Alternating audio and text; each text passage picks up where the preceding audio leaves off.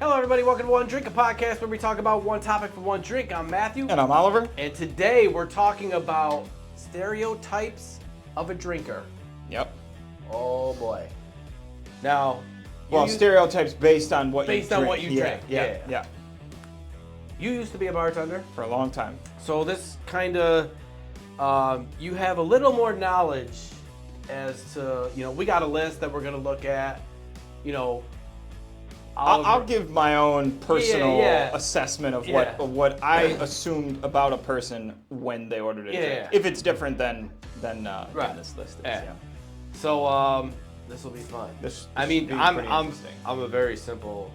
I just drink fucking IPA beer, and then a shot or two if it's there, or I'll buy a shot. Yep. Whatever. But, yep. And I can't even really do shots. I do lemon drops because I'm a wimp. Yep. Per se. Cool. I'd assume that when you. Well, you ruined it for me because one night before we even went out, dude, is the best night ever. I took 6 shots of Tullamore Dew. Dew. And it's an Irish whiskey. Yeah, whiskey. And at the time, I could do it. I felt cool. Yep. Maybe that was my last cool moment. No, it wasn't. No, it wasn't. But yeah, so the 6 shots, I was able to take them down, but the next day. Your last cool moment, I know exactly what your last cool moment was. We just talked about how we're not cool anymore and how he thinks we're cool, but we're actually not on our other show. So if you'd like to check that show out, that is definitely a funny one. Yes.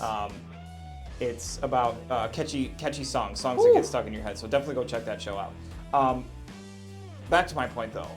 The last cool thing that you did was when you hula hooped with that glowing neon hula hoop in the basement at Dublin Underground with those 2 chicks with their glow sticks and shit, and you were out in the middle of the dance floor with that hula hoop. That was the last cool thing that you did. That was the last time you were cool. And then everything else that night went downhill, and then you lost all your cool with how that night ended. And it sucked too because that hula hoop, it was just so bright, so it stuck out that I couldn't hula hoop. Dude, and you were right in the middle too. And there were people around you with hula hoops on their arms and their necks and shit going like this. What the hell were we doing? Just having fun.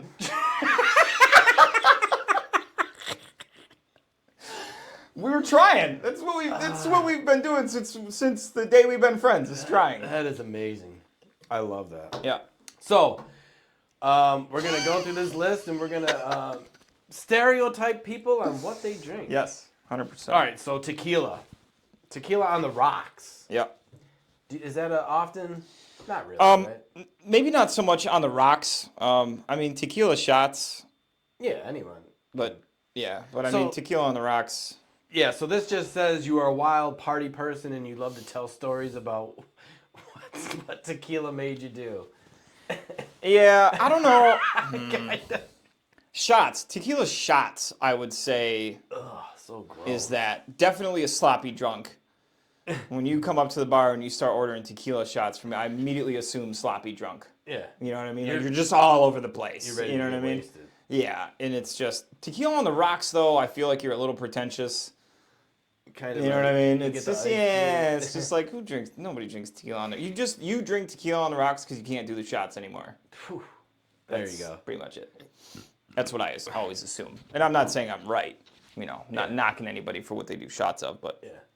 But that's normally what the stereotype of tequila drinker. Yeah, for sure. All right, next one is absinthe. And this says, if you order absinthe, I'm going to assume that you have at least 5 leather-bound books from the 1800s and maybe 3 friends. That's pretty good. I always assume, though, whenever I've had someone order absinthe from me, I immediately assume that they're a gangster. Because I don't know if you've ever had absinthe before. No, what is it? It's right? Like no. It's just a very high proof. It's usually around 150, 130, 150 proof. Oh, okay. It's the closest legal thing you can get to moonshine, basically. You know what I mean? It's on the lines of Everclear and just that kind of stuff. It's It's super potent. It's raw stuff. It's just absinthe. Okay. Yeah. Sometimes I'll wonder, like, who hurt you as a kid that this is what you enjoy drinking now. You know what I mean? Like something happened to you at some point. So I don't mess with people that drink absinthe.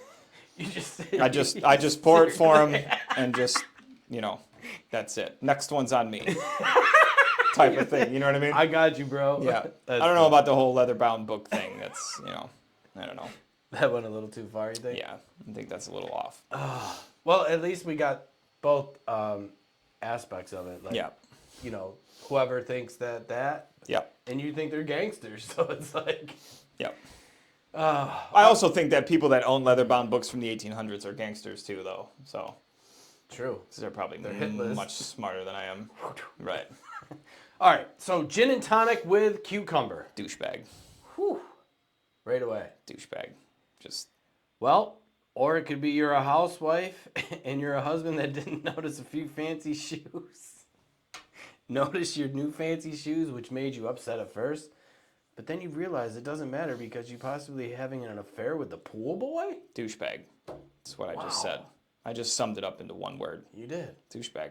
Yeah. I didn't think gin and tonic had that, No, it's with cucumber.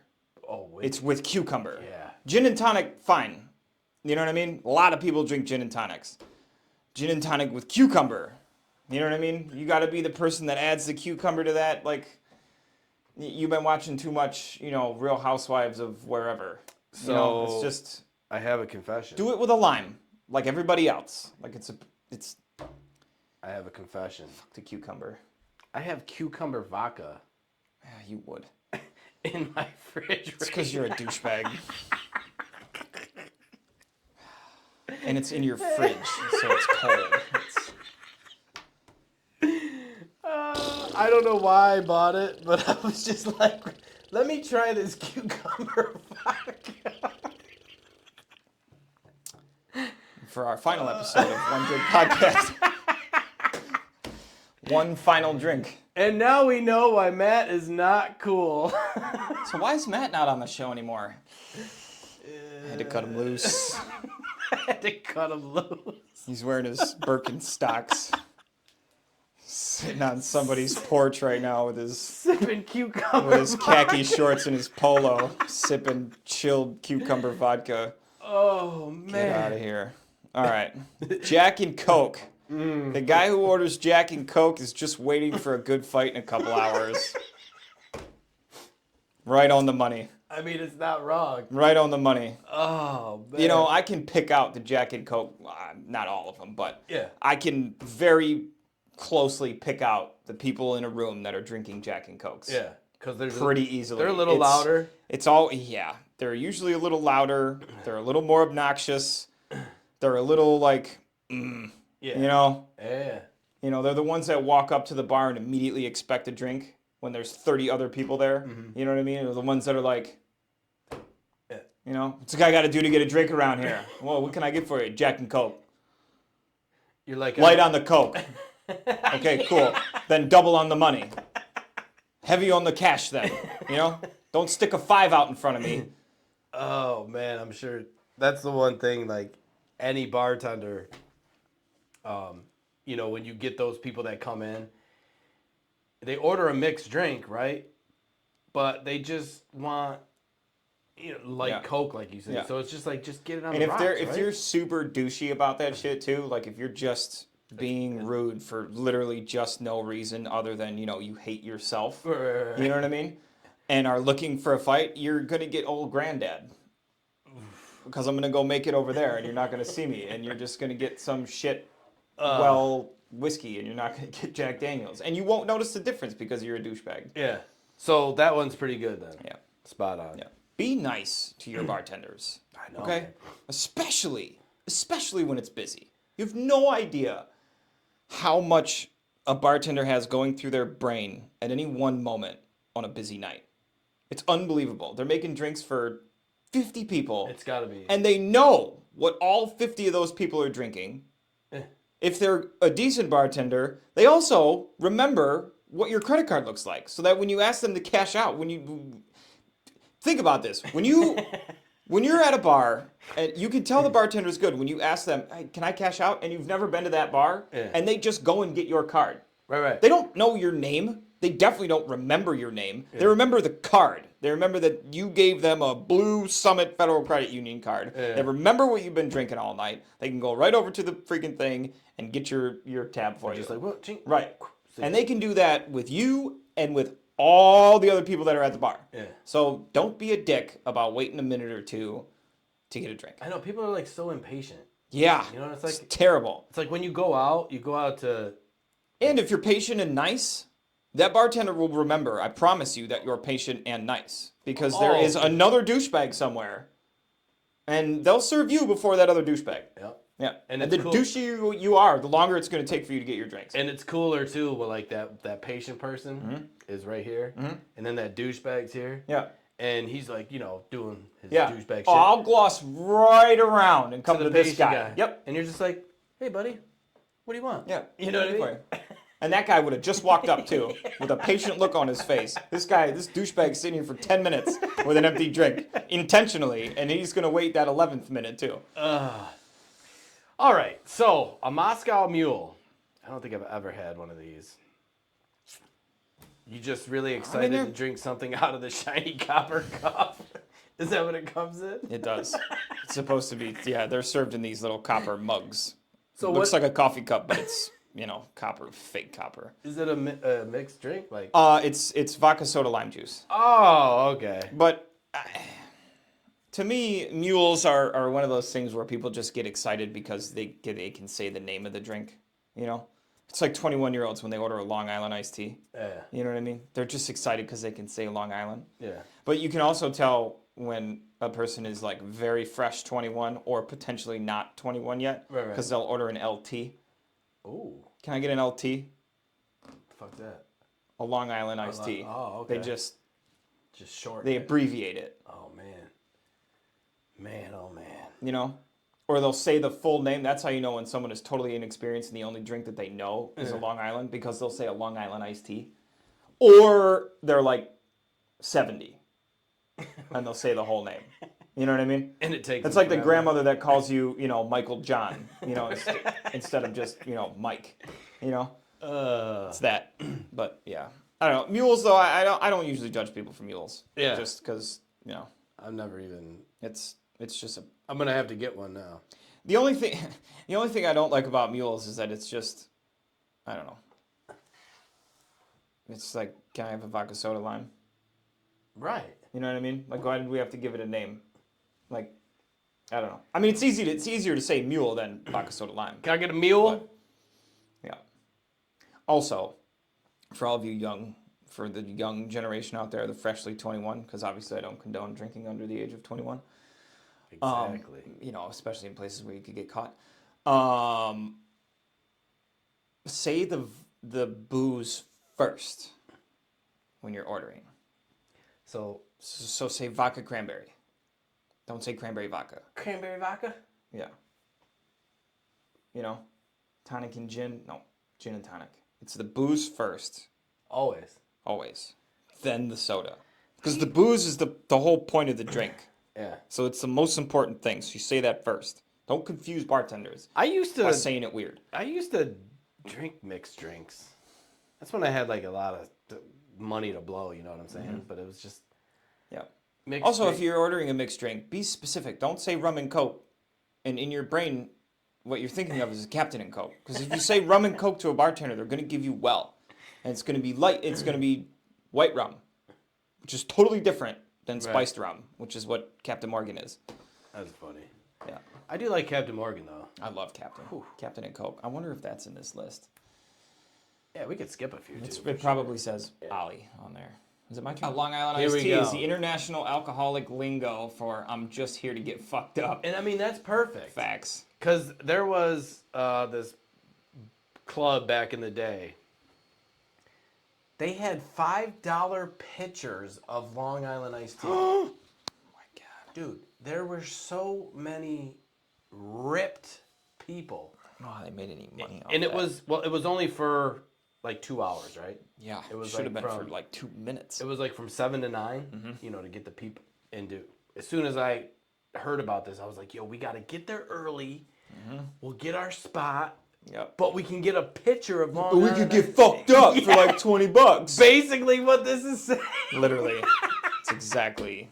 I was this idiot, but it was fantastic. That's exactly what it is. Yeah. If you order a Shirley Temple, I assume you're joking or you're sober. Gotta be sober. Facts. Yeah. Which is cool. We used A to glass of Chardonnay. You're probably married to an old rich guy.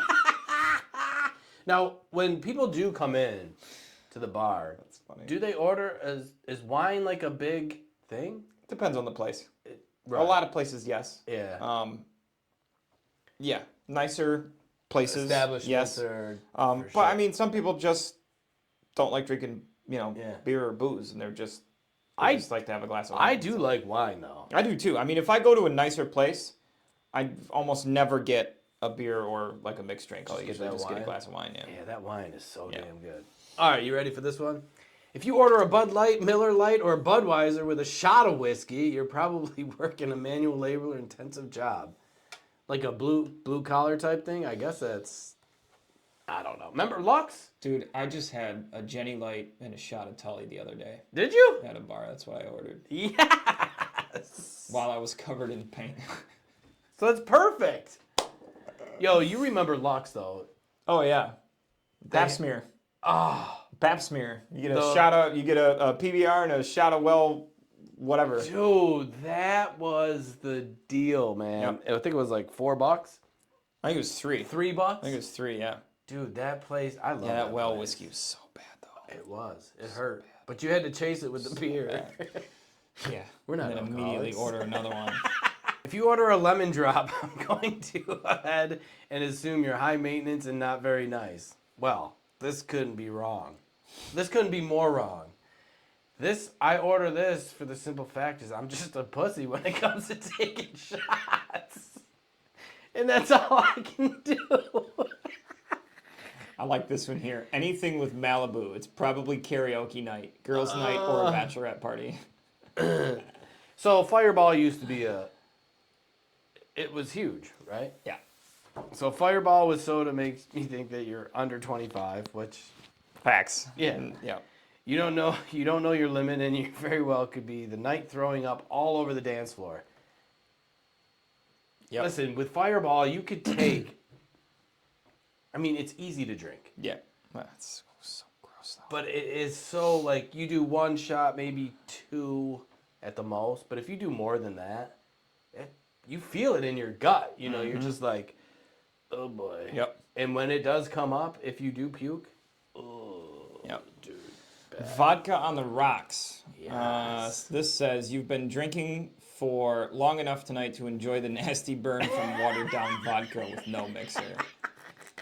I always just assume that you've been drinking for like you're basically a functioning alcoholic if you're if you come in and order vodka on the rocks. Oh man. Especially like, during the day. Apple, teeny, or any other cocktail that ends in teeny says you're away from your kids for the weekend. For sure. Same thing with like a Cosmopolitan. Oh, look, Cosmopolitan's the next one. You just binge watched every episode of Sex in the City and you're ordering your Cosmo to be like Carrie Bradshaw. Oh, Tequila man. Sunrise. They say I just turned 21 3 weeks ago, and on that note, I'd like to black out. So Tequila Sunrise is why? It's vodka cranberry OJ. Oh, okay, got it. Yeah. Yep, it's very easy to drink. Or no. Tequila. What am I talking about? That's a Sex on the Beach. Tequila Sunrise is tequila, orange juice, and grenadine, cherry. Okay, yeah. Cherry juice. Yeah. That's why I was like, I knew I've had Yeah. one of those. Whew, a lot of practice here. Yeah. I've been crazy. retired for 2 years. So that's pretty much all the stereotypes.